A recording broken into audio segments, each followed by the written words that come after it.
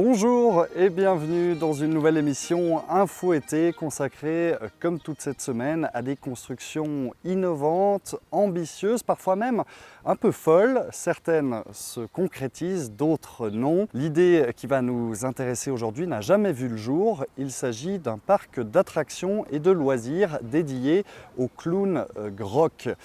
Ce parc d'attractions aurait pu prendre ses quartiers juste derrière moi, dans les anciens abattoirs de Saint-Imier. On revient sur cette histoire en deuxième partie d'émission. Place tout de suite à l'actualité du jour.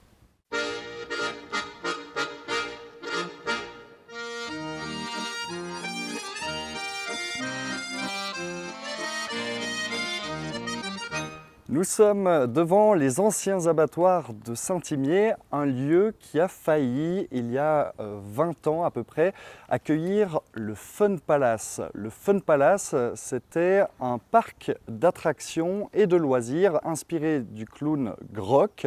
Je suis aujourd'hui en compagnie de Jean Vaucher.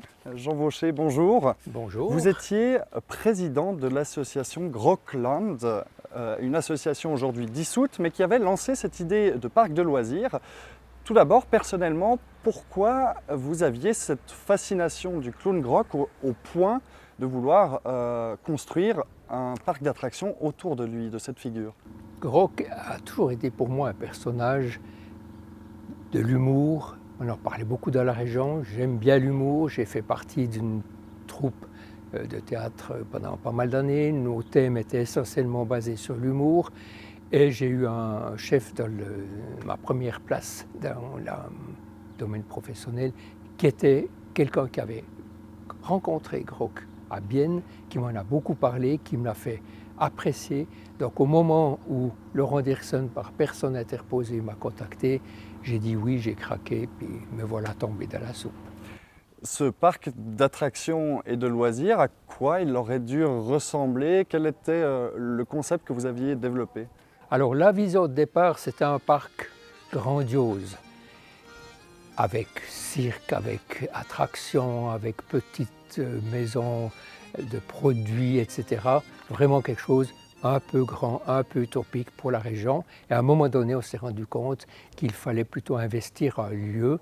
Et Saint-Imier, parmi 3 autres villes, a fait offre de candidature pour utiliser ces anciens abattoirs et les valoriser dans ce qu'on a appelé un peu plus tard le Fun Palace. Vous aviez été en profondeur dans cette réflexion. Il y avait un business plan, un devis pour ce Fun Palace qui était estimé à 7 millions de francs, un lieu pour l'abriter. Finalement, comment vous expliquez que ça ait échoué? Alors ça a échoué effectivement pour une question financière. Grockland n'avait pas en soi d'argent, à part l'argent pour faire vivre l'association et développer les projets tels qu'ils ont été présentés dans la région, dont l'étude ici à Saint-Imier, mais nous n'avions pas de fonds propres, donc nous étions totalement dépendants de sponsors, de mécènes, chose malheureusement nous n'avons pas trouvé dans le laps de temps que je rappelle court de 5 ans qu'on avait à disposition par Région Plus et le SECO, qui finissait en 2007, et là nous sommes en 2006. Voilà. Et pratiquement 15 ans plus tard, qu'est-ce que vous en retenez? C'est tout de même toujours une déception? Non, pour moi ce n'est pas du tout une déception, c'est une expérience magnifique. Les gens de la région s'en souviennent.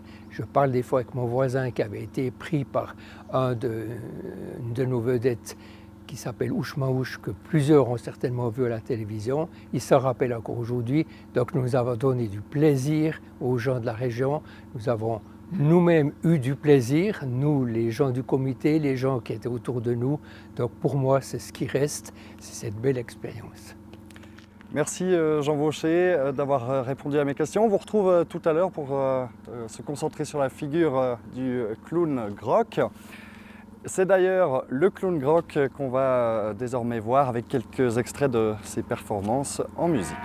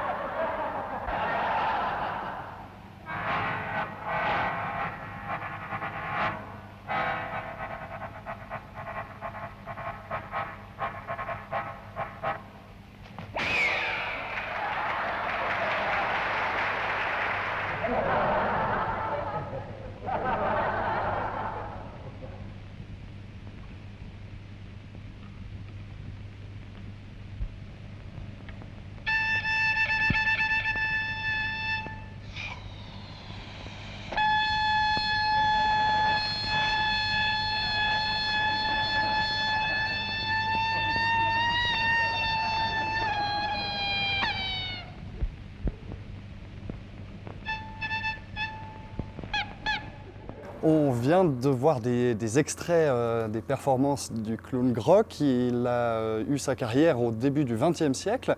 Finalement, quelle a été son importance au clown Groc? Elle était mondiale, il était reconnu dans tous les pays, il a même été, je crois, inscrit à l'UNESCO. Donc c'était le roi du music-hall, comme Chaplin était le roi des clowns au cinéma. On les a placés à peu près sur pied d'égalité. Ils se sont rencontrés une fois ou l'autre et ils remplissaient les salles. Du reste, s'il était devenu aussi riche, c'est grâce à ses tournées. Partout dans le monde, il parlait 6 langues, il était à l'aise avec n'importe qui, il a rencontré les grands, y compris des grands pas forcément très fréquentables. Aujourd'hui, ça pose quelques petits problèmes, mais pour lui, c'était d'amuser les gens, de les voir rire, et il a répété les mêmes numéros pendant toute sa vie. Donc il ne s'est jamais renouvelé et il a toujours fait rire. Et rire aux éclats même.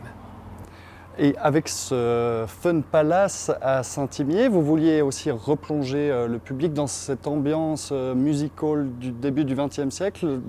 Quelle idée vous en faites de cette époque? Alors c'était plutôt le cadre qu'on aurait repris, mais ce qui s'y serait passé, ce serait d'aujourd'hui, avec des gens d'aujourd'hui, des amuseurs d'aujourd'hui ou des artistes du cirque ou des jeunes talents. Donc c'était utiliser cette image mais pas la reproduire, surtout pas. Donc c'était pas de refaire vivre le music-hall de Berlin en 1918, ça n'aurait eu aucun sens. On voulait être dans l'actuel et voir même plus tard dans le temps, mais pas de revenir sur le passé. On n'était pas des passéistes, en tout cas pas. Pour en revenir à la figure du clown Groc, il y a un point noir dans sa carrière. Il a joué pour le régime nazi. On disait que c'était le clown qui faisait le plus rire Hitler. Comment vous expliquez cette relation avec le régime nazi? Alors, c'est pas lui qui a fait exprès de faire rire Hitler, évidemment. C'est Hitler qui rigolait, comme moi j'ai rigolé en voyant ces numéros, comme des enfants qui sont venus voir nos spectacles ont rigolé en passant les vieux films de Groc en noir et blanc à ces numéros.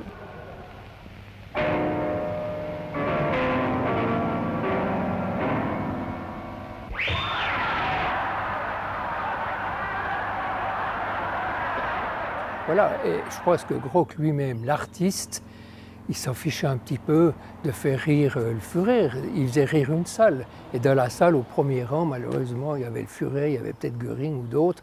Et effectivement, ça nous a aussi posé problème parce qu'on nous a évidemment gentiment servi cette partie de sa vie comme contre-argument pour la création de notre Fun Palace.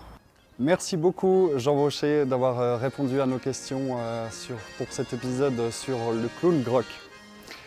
Et demain, nous poursuivons notre série consacrée aux constructions et projets insolites. Nous irons visiter le laboratoire urbain à Bienne où des jeunes chercheurs s'intéressent aux idées et visions futuristes pour la planification urbaine. Je vous dis à demain sur Télébilingue.